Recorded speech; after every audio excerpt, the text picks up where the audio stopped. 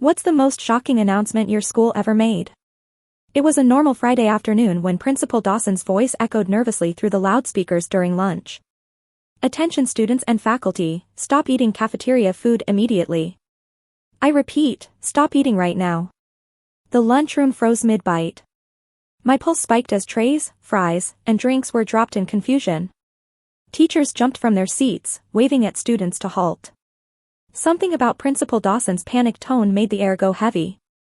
My best friend Lila dropped her pizza slice, eyes wide. "What's happening?" she whispered, barely moving her lips.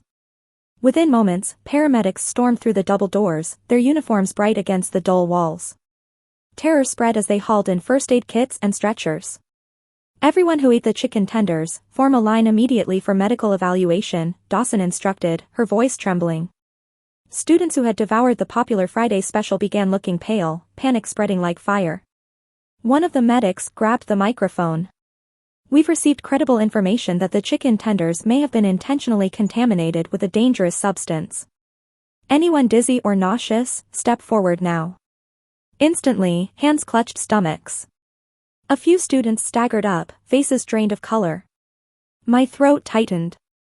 Who would do something so cruel? Lila gripped my arm, whispering shakily, "Didn't Ethan say something weird in chemistry yesterday? About a formula that could make people sick?" My chest twisted.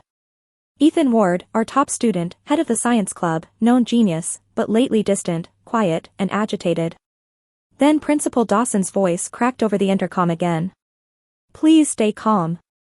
Authorities have detained the individual responsible, and he's cooperating." Two police detectives entered, speaking urgently to the medics. One of their radios blared faintly enough for us to catch fragments. "Suspect confessed, revenge, suspension last term." My mind raced. Ethan had been suspended once after a lab fire during the science fair.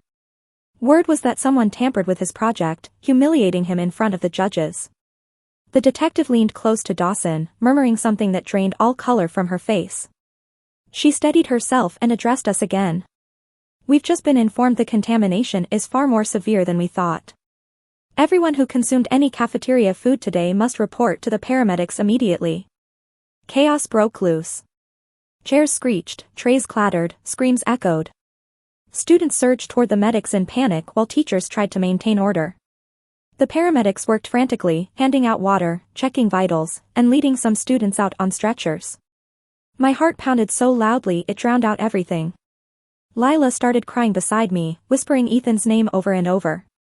Hours crawled by before Principal Dawson returned to the mic, her voice strained and heavy. "Students," she began, her tone quivering, "we have confirmed who orchestrated this terrible incident."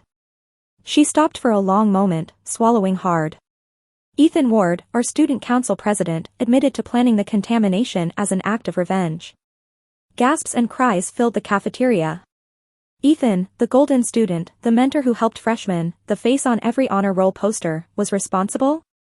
Shock rippled across the room like static. Dawson continued softly, "He's safe in custody now. No permanent injuries have been reported, thanks to your quick response and cooperation." Her voice broke again as she added, "We never imagined one of our brightest could fall so far." I sat frozen, replaying every friendly smile Ethan had given us. The same boy who had passed Lila and me our trays that morning, cheerful and polite. The one who said, "Enjoy your lunch." That night, I couldn't sleep. Every time I closed my eyes, I saw Ethan smile. It didn't fit the picture of a criminal. There had to be more. I pulled up my phone and searched for any local news coverage. Nothing. No reports, no photos, no mentions. It was like the story had been erased before it even broke. The next morning, the school announced a temporary closure for safety inspection. Lila texted me, "Something's wrong." My mom said they didn't find anything toxic in the food. I replied instantly, "Then why did they blame Ethan?"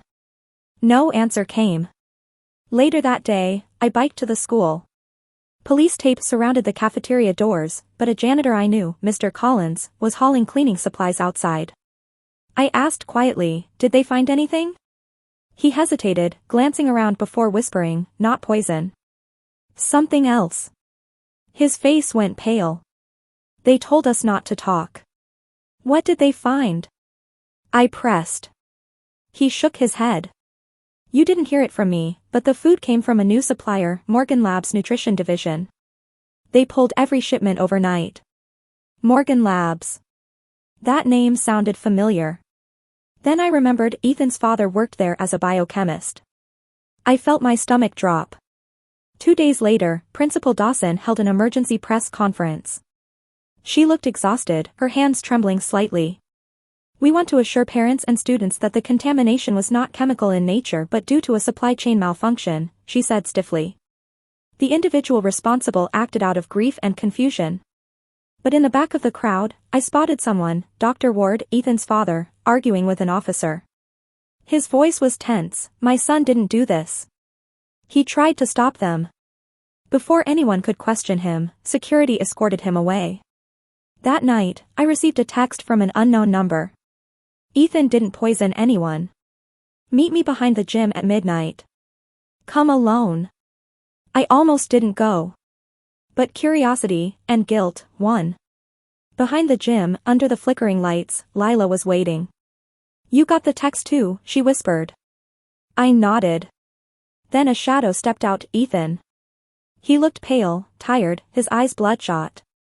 I didn't do it, he said hoarsely. It wasn't poison. It was the antidote. What? I whispered. He pulled a small vial from his pocket, the liquid glowing faintly blue. The real contamination wasn't in the food. It was in the water system. My dad's company was testing a new preservative formula. The cafeteria water lines were part of the experiment. When I found out, I spiked the chicken tenders with a neutralizing compound, but they caught me before it finished circulating. Lila's mouth fell open. So you were trying to save us? Ethan nodded. They didn't want anyone to know the experiment failed. It caused nausea and memory gaps.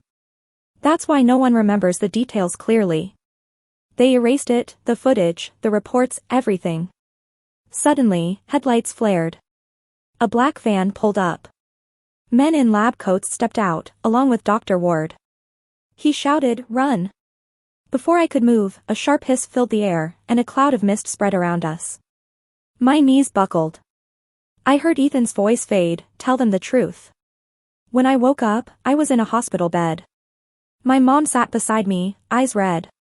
You fainted at school, she said softly. Everything's fine now. The food contamination scare is over. I tried to protest, but my voice was weak. Ethan. She frowned. Who's Ethan? The world spun. Ethan Ward, I whispered. She blinked. Honey, there's no student by that name in your school. Weeks passed. The school reopened with new staff, new rules, and a strange sense of calm. No one mentioned the incident.